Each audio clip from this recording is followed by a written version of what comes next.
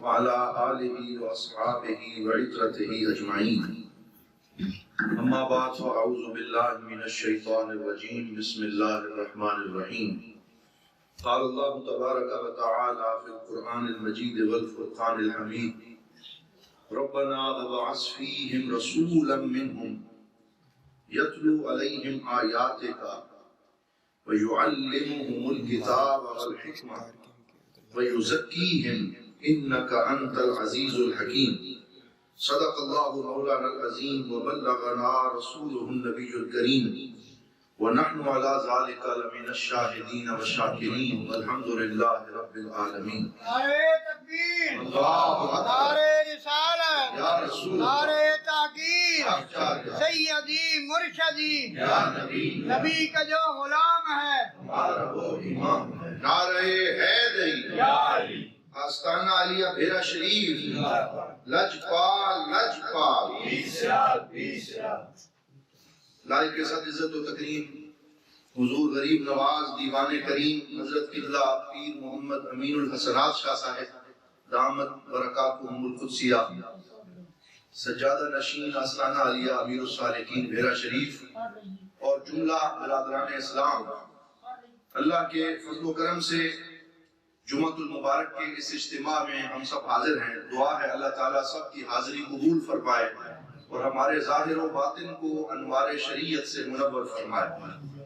آج موضوع گفتگو کے طور پر قرآن حکیم کی ایک آیہ کریمہ تلاوت کرنے کا شرف حاصل کیا ہے، جس میں اللہ رب العزت نے حضرت سیدنا جد الانبیاء خلیل اللہ حضرت ابراہیم علیہ السلام کی اس دعا کا ذکر کیا کہ جب آپ نے خانہ کعبہ کی تعمیر اللہ کے حکم سے مکمل کر لی تو اس وقت مانگنے کا وقت آیا تو آپ نے مقام ابراہیم پہ کھڑے ہو کے یہ دعا مانگی، ربنا وابعث فیہم رسولا منہم.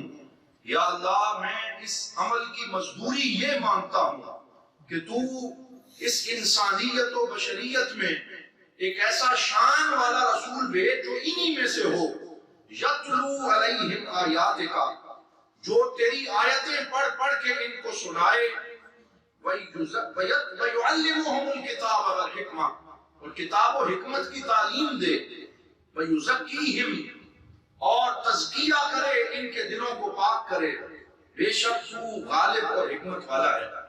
تو حضور ضیاء الامت جسٹس پیر محمد کرم شاہ الازہری رحمۃ اللہ تعالی علیہ نے ضیاء القرآن شریف اور ضیاء النبی شریف میں اور بالخصوص ضیاء النبی شریف کی 5ویں جلد کے آغاز میں جہاں سرکار دو عالم صلی اللہ علیہ وسلم کی شانوں کے اعتبار سے آیات قرآنیہ کو جمع فرمایا ہے، وہاں سب سے پہلے آپ نے یہی آیت لکھی اور پھر آپ نے اس کے اوپر جو تفسیر فرمائی وہ بڑی لاجواب ہے. آپ نے ارشاد فرمایا کہ حضرت ابراہیم علیہ السلام نے 3 چیزیں حضور صلی اللہ علیہ وسلم کے لیے مانگی کہ ایسا عظیم الشان نبی ہو جو 3 فرائض اور 3 ڈیوٹیاں جو ہے وہ ادا کریں. سب سے پہلے یہ کہ اپنی طرف سے گھڑ کے کچھ نہ کہیں بلکہ ان آیات ربانی کو تلاوت کریں جو اللہ رب العزت نے ان کے اوپر نازل کی ہیں. اور دوسرا وہ یہ کرم فرمائیں کہ صرف آیتیں ہی نہ سنائیں بلکہ ان آیات ربانی کے معانی و لطائف سے بھی سامعین کو مالا مال کریں، تعلیم کتاب و حکمت بھی عطا فرمائیں اور پھر یہ بھی کرم فرمائیں کہ گندے دلوں کو اپنی نگاہ پاک سے پاک اور صاف کر دیں کہ ان میں کسی قسم کی کوئی آلائش، کوئی ملاوٹ اور کوئی گندگی باقی نہ رہے بلکہ ان کے آئینہ دل صاف ہو جائیں اور اس میں انوار الہی منعکس ہونے لگے اور تمام حجابات اٹھا دیے جائیں.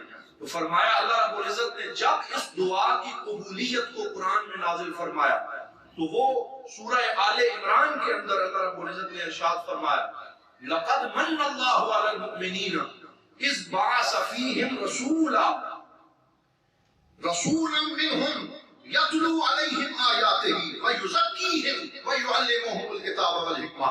یعنی وہی 3 باتیں جو حضرت سیدنا ابراہیم علیہ السلام نے اپنی دعا میں شامل فرمائیں، اللہ نے بشارت محمدی صلی اللہ علیہ وسلم عطا فرماتے ہوئے انہی 3 باتوں کا ذکر فرمایا. لیکن حضور ضیاء الامت فرماتے ہیں کہ اللہ رب العزت نے اس ترتیب کو تھوڑا بدل دیا، اس میں تھوڑی سی تبدیلی فرما دی اور اس تبدیلی سے ایک اہم امر کی طرف اشارہ کیا. حضرت ابراہیم علیہ السلام نے پہلے نمبر پہ تلاوت آیات کو ذکر کیا، دوسرے نمبر پہ تعلیم کتاب و حکمت کو ذکر کیا، اور تیسرے نمبر پہ تزکیہ نفس کو اور دلوں کو پاک کرنے کے امر کا ذکر کیا.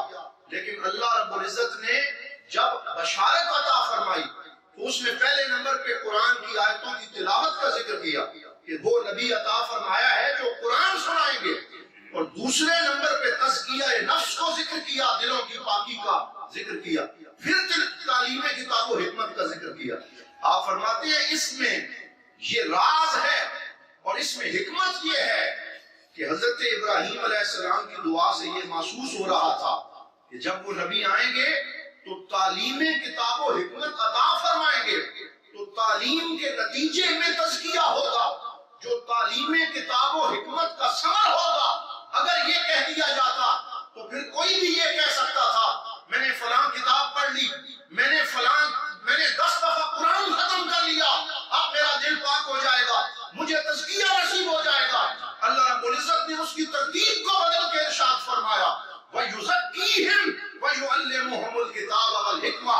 پہلے میرا حبیب اپنی نگاہوں سے تمہارے دلوں کو پاک کرے گا، جب دل کا شیشہ صاف ہو جائے گا پھر اللہ رب العزت اس میں کتاب و حکمت کا نور عطا فرمائے گا. تو اس سے یہ پتا چلا کہ صرف پڑھنے سے علم نہیں آتا، بلکہ علم اللہ والوں کی بارگاہ میں حاضری دینے سے آتا ہے.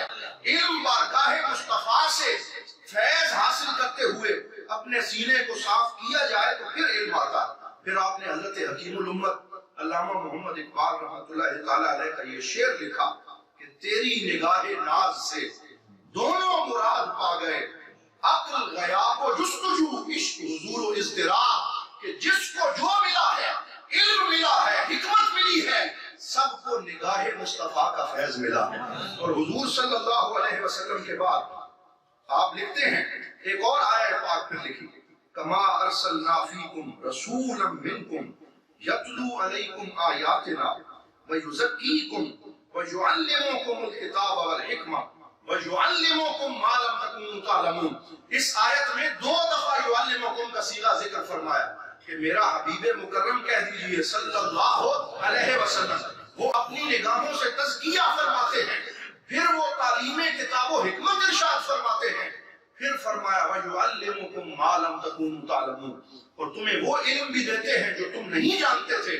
یہاں آپ نے حضرت علامہ قاضی ثناء اللہ پانی پتی رحمۃ اللہ تعالی علیہ کی تفسیر مظہری کی یہ عبارت لکھی کہ تکرار الفعل یدل علی ان ھذا التعلیم من جنس آخر، کہ یہاں یعلمکم کا فعل 2 دفعہ ذکر فرمایا کہ ایک دفعہ تو وہ کتاب و حکمت سکھاتے ہیں، پھر فرمایا وہ کچھ اور بھی سکھاتے ہیں.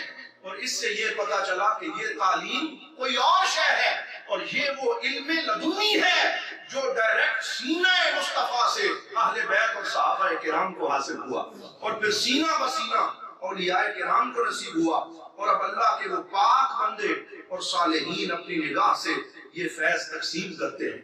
نہ مدرسے سے نہ ہی کالج کے در سے پیدا، دین ہوتا ہے بزرگوں کی نظر سے پیدا. دین اللہ والوں کی نگاہ سے حاصل ہوتا ہے، ان کے قدموں میں حاضر ہونے سے حاصل ہوتا ہے. پھر یہاں حضور ضیاء الامت رحمۃ اللہ تعالی علیہ نے اس کا سبب بیان فرمایا. آپ نے فرمایا تم نے حدیث پڑھی ہوگی کہ سرکار مدینہ صلی اللہ علیہ وسلم نے ارشاد فرمایا المؤمن مرآت المؤمن، مومن مومن کا آئینہ ہے. ہم جب بھی کسی مومن کے سامنے بیٹھتے ہیں تو پھر ہمیں اپنا عکس نظر آتا ہے. بزرگ فرماتے ہیں کبھی کبھی ایسے ہوتا ہے کہ علم پر عمل نہ کرنے کی وجہ سے عام مومنین کا آئینہ دل گرد آلود ہو جاتا ہے. اور جیسے شیشوں کی 2 قسمیں ہیں، ایک وہ شیشہ ہے جس پہ گرد پڑ گئی، زنگ لگ گیا، اس میں سے کوئی شے نظر نہیں آتی. اللہ والوں کا شیشہ دل اتنا صاف ہوتا ہے اور صالحین کا قلب اطہر اتنا پاکیزہ ہوتا ہے کہ جب بندہ اللہ والوں کی نگاہ میں بیٹھتا ہے تو اسے اپنے عیوب بھی نظر آتے ہیں اور اس کے احوال کی اصلاح ہونا شروع ہو جاتی ہے. حضرت امام شافعی فرماتے ہیں اذا كنت في قوم فصاحب خيارهم، کہ جب تو کسی معاشرے میں جائے تو اچھے لوگوں کی صحبت میں بیٹھ. ولا تصحب الارض فترضى مع الردی، تو پھر ردی لوگوں کے پاس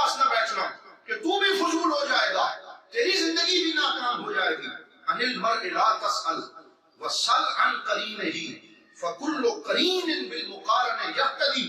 فرمایا کسی بندے کے بارے میں نہ پوچھو کہ اس کا سٹیٹس کیا ہے، دیکھو وہ کن کے ساتھ اٹھتا بیٹھتا ہے، جیسی اس کی صحبت ہوگی ایسے ہی زمانے میں وہ ترقی کرتا چلا جائے گا. یہاں پھر یہ حدیث پاک آپ سماعت فرمائیں. حضور نبی رحمت صلی اللہ علیہ وسلم نے ارشاد فرمایا لا تزال طائفۃ من امتی ظاہرین علی الحق، کہ زمانے میں جتنے بھی تغیرات آ جائیں، جتنے مرضی ہے زوال آ جائے، فتنے آ جائیں، فرمایا میں محمد عربی بشارت اور خوشخبری دے کے جا رہا ہوں صلی اللہ علیہ وسلم کہ میری امت میں ایک طائفہ اور ایک گروہ ہمیشہ حق پہ قائم رہے گا اور وہ لوگوں کو حق بتاتے رہیں گے. لا یضرہم من خذلہم، اور ان کے بارے میں یاوہ گوئی کرنے والے انہیں کوئی تکلیف نہیں دے سکیں گے، بلکہ وہ چراغ حق کو جلائے رکھیں گے حتی یأتی امر اللہ، یہاں تک کہ قیامت آ جائے. یعنی قیامت تک اہل حق کا وجود باقی رہے گا اور ان کا فیض جاری رہے گا. اور پھر صرف قرآن پڑھ لینے سے اور اہل اللہ کی بارگاہ میں حاضری دیے بغیر علم نافع نصیب نہیں ہوتا. اس پہ یہ حدیث پاک توجہ سے سماعت فرمائیں. حضور نبی رحمت صلی اللہ علیہ وسلم کے جلیل القدر صحابی ہیں، ان کا نام حضرت ابی بن کعب رضی اللہ تعالیٰ عنہ، اور آپ حضور صلی اللہ علیہ وسلم کے قرآن کے قاریوں میں سے تھے. سرکار کو قرآن پڑھ کے سنایا کرتے. وہ خود بیان کرتے ہیں کنت فی المسجد، ایک دن میں مسجد نبوی شریف میں حاضر تھا. فدخل رجل فصلی، ایک بندہ آیا اس نے نماز پڑھی. فقرأ قراءة انکرتها علیہ، اس نے ایسی تلاوت کی کہ جس میں لہجہ کوئی ہم سے مختلف تھا اور کچھ الفاظ وہ اپنے لہجے سے پڑھ رہا تھا جسے میں نے ناپسند کیا. پھر ایک اور بندہ آیا اور اس نے فقرأ قراءة سوا قراءة صاحبہ، اپنے پہلے بھائی سے علاوہ کسی اور قرات میں اس نے قرآن پاک پڑھا جسے میں نہیں جانتا تھا. جب وہ نماز پڑھ چکے دخلنا جميعا علی رسول اللہ، تو ہم سارے حضور صلی اللہ علیہ وسلم کی بارگاہ میں حاضر ہو گئے. تو پھر حضور صلی اللہ علیہ وسلم سے میں نے ماجرا عرض کیا یا رسول اللہ یہ صحابی آئے انہوں نے قرآن پاک میں کچھ نیا لہجہ پڑھا، دوسرے آئے انہوں نے کچھ اور لہجہ پڑھا، میں نے اس بات کو پسند نہیں کیا. سرکار نے فرمایا ذرا مجھے بھی تو سناؤ. تو دونوں نے باری باری قرآن سنایا. تو حضور صلی اللہ علیہ وسلم نے حسن النبی شانہما، سرکار نے فرمایا اس نے بھی ٹھیک پڑھا ہے، اس نے بھی ٹھیک پڑھا ہے، دونوں کو درست قرار دے دیا. اب یہاں حضرت ابی بن کعب فرماتے ہیں فسقط فی نفسی من التکذیب ولا اذ کنت فی الجاہلیہ، میرے دل میں ایسی تکذیب پیدا ہوئی نعوذ باللہ جیسی زمانے جاہلیت میں بھی موجود نہیں تھی. صحابی رسول ہیں، فرماتے ہیں میرے دل میں ایک ایسا خیال آیا کہ سرکار نے اسے بھی ٹھیک کہہ دیا، اسے بھی ٹھیک کہہ دیا، حالانکہ لہجات مختلف ہیں. تو حضور صلی اللہ علیہ وسلم نے میرے دل کے خیال کو جان لیا. فلما رأى رسول اللہ ما قد غشیانی، میرے دل میں جو حالت طاری ہوئی تھی جب سرکار دو عالم صلی اللہ علیہ وسلم نے اسے دیکھا ضرب فی صدری، تو سرکار نے اپنا ہاتھ میرے سینے پہ مارا. یہ تزکیہ ہو رہا ہے. پہلے وہ قاری قرآن تھے لیکن دل میں خیال آ گیا، اب سرکار نے جب اپنا دست اقدس میرے سینے پہ مارا اور میرے سینے پہ ہاتھ رکھا ففضت عرقا، تو کہتے ہیں میں پسینے میں شراب ہو گیا اور سر سے لے کے پاؤں تک پسینے کے اندر نہا گیا. وَكَأَنِّي أَنظُرُ إِلَى اللَّهِ عَزَّ وَجَلَّ فَرَقًا، اور زمین پہ کھڑے کھڑے دست مصطفیٰ کے فیض سے میری یہ کیفیت ہو گئی کہ جیسے میں زمین پہ کھڑے اللہ رب العزت کا عرش دیکھ رہا ہوں اور اللہ رب العزت کے جلووں کا نظارہ کر رہا ہوں. یہ ہے وہ تزکیہ نفس جو اللہ والوں کی بارگاہ سے نصیب ہوتا ہے. ایک صحابی حاضر ہوئے، عرض کیا یا رسول اللہ ای الجلساء خیر، کہ ہم جن لوگوں کے ساتھ بیٹھتے ہیں جو ہمارے ہم نشین ہیں ان میں سے کون سب سے بہتر ہے؟ تو حضور نبی رحمت صلی اللہ علیہ وسلم نے ارشاد فرمایا من ذکرکم باللہ رؤیتہ، کہ جن کا دیکھنا تمہیں اللہ کی یاد دلا دے، جن کا دیکھنا تمہیں اللہ کی یاد دلا دے. وزاد فی علمکم منطقہ، اور جس کا بولنا تمہارے علم میں اضافہ کر دے. وذکرکم بالآخرۃ عملہ، اور جس کا عمل تمہیں آخرت کی یاد دلا لے وہ ہم نشین بہتر ہے. ایسے بزرگ کو تلاش کرو اور اس کی صحبت میں بیٹھا کرو. اللہ رب العزت نے دارالعلوم محمدیہ غوثیہ کے فیضان کے صدقے ہمیں اللہ کا فیض نصیب کیا ہے، ہمیں وہ موقع دیا ہے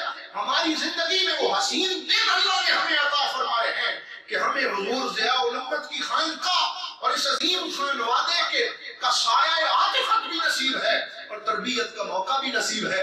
اسے غنیمت جان لو، غنیمت جان لو مل بیٹھنے کو. جدائی کی گھڑی سر پہ کھڑی ہے.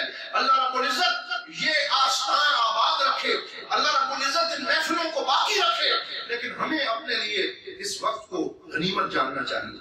آخری حدیث پاک عرض کر کے میں اپنی گفتگو اختتام کی طرف لاتا ہوں. حضور صلی اللہ علیہ وسلم کے ایک صحابی نہیں بلکہ تابعی ہیں جن کا نام حضرت ابو ادریس الخولانی رضی اللہ تعالیٰ. یہ تابعی ہیں. فرماتے ہیں میں سفر کرتے کرتے دمشق جا پہنچا اور دمشق کی جامع مسجد میں نماز پڑھنے گیا. فوجدت رجلا شابا افلج الثنیتین. میں نے وہاں ایک ایسے نوجوان کو دیکھا جس کے دانت موتیوں کی طرح چمکدار ہیں. وہ بہت خوبصورت ہے اور ہے نوجوان، اور وہ دمشق کی جامع مسجد میں حضور کی احادیث سنا رہے ہیں، درس دے رہے ہیں. میں نے پوچھا یہ کون ہیں؟ بتایا گیا یہ صحابی رسول حضرت سیدنا معاذ بن جبل رضی اللہ تعالیٰ عنہ. وہ وہاں درس دے رہے تھے، گفتگو فرما رہے تھے.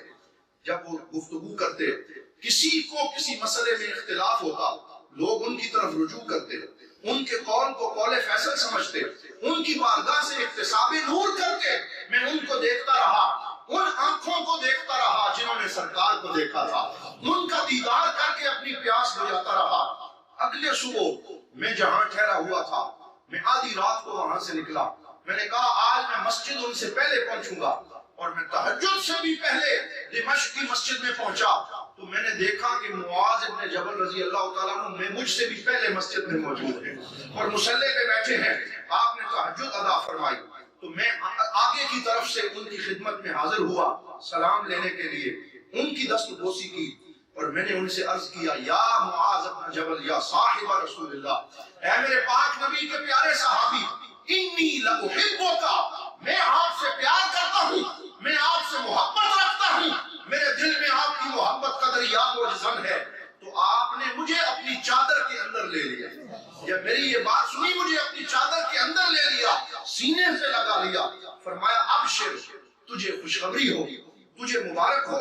فإنی سمعت رسول اللہ صلی اللہ علیہ وسلم، میں نے اپنے کریم آقا صلی اللہ علیہ وسلم سے خود سنا. سرکار نے فرمایا وجبت محبتی للمتحابین فیہ وللمتجالسین فیہ وللمتزاورین فیہ وللمتبازلین فیہ. سرکار نے فرمایا جو لوگ میری رضا کے لیے، اللہ فرماتا ہے جو میرے لیے ایک دوسرے کے ساتھ بیٹھتے ہیں میں ان سے پیار کرتا ہوں، میری محبت ان کے لیے لازم ہو جاتی ہے. جو سفر کر کے اس لیے کسی کی زیارت کے لیے جاتے ہیں کہ وہ اللہ کا محبوب ہے تو اللہ رب العزت اسے اپنا محبوب بنا لیتا ہے. جو ایک دوسرے کے اوپر اور دین کی راہ میں خرچ اللہ کی رضا کے لیے کرتے ہیں، فرمایا ان کو بھی اللہ کی محبت لازمی طور پہ نصیب ہو جاتی ہے. تو آج ہم نے قرآن کریم کی اس آیہ پاک کا ذکر کیا جس میں حضرت سیدنا ابراہیم علیہ السلام نے دعا مانگی اور اللہ نے دعا کی قبولیت میں سرکار مدینہ صلی اللہ علیہ وسلم کو یہ حکم ارشاد فرمایا کہ پہلے تزکیہ کیجئے، پھر ان کے سینے میں قرآن و حکمت کا نور آئے گا. اور آج تک امت میں یہ سلسلہ جاری ہے. وہ مدارس جہاں اصحاب تزکیہ موجود ہیں، جہاں اللہ والوں کی خانقاہیں موجود ہیں، وہاں سے علم نافع کا نور نکل رہا ہے اور معاشرے کو سیراب کر رہا ہے. الحمدللہ مرکزی دارالعلوم محمدیہ غوثیہ بھیرا شریف اور آستانہ عالیہ حضرت امیر الصالحین بھیرا شریف بھی اس دنیا کے اندر ان چمکتی ہوئی خانقاہوں میں سے ایک ہے کہ جہاں سے سرکار دو عالم کے فیضان کا چشمہ جاری ہے. اللہ رب العزت اس خانقاہ شریف کے اس فیضان کو مزید جاری و ساری فرمائے اور ہمیں بھی اپنے احوال کی اصلاح کی توفیق عطا فرمائے. اور دوسرا آخر میں اعلان سماعت فرما لیں.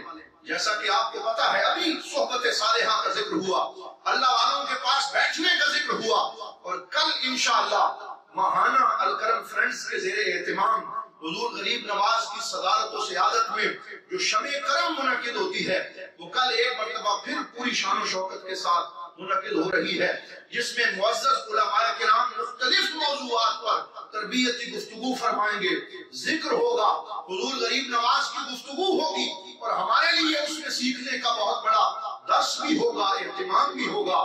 یہ کتنی بڑی خوش نصیبی ہے آج کے اس دور میں جبکہ بڑے لوگوں سے ملاقات کرنا